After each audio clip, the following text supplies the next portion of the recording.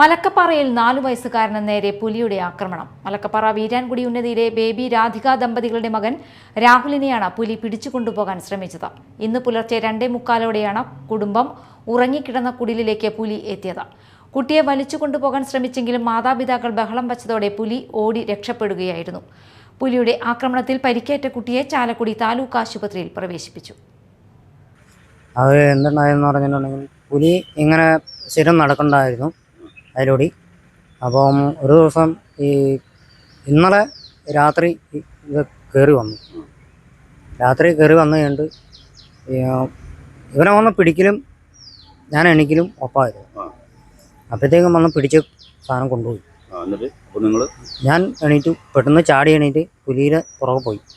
പുറകെ ചെന്ന് കഴിഞ്ഞിട്ട് ഞാൻ പിടിച്ചു കൊണ്ടുവന്നു. അവനെ നോക്കി.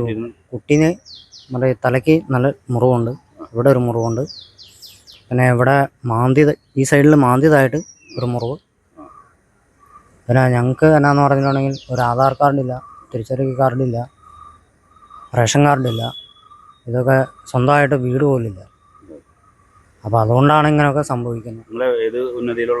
ഞാൻ തലവച്ചോറ എന്ന് പറഞ്ഞ സ്ഥലത്താണ്, കല്ലിനിമേട്. വീരം കോളനി. ഏത് ആദിവാസി വിഭാഗമാണ്? ഞങ്ങൾ ആദിവാസി തന്നെ, മുതുവാൻ.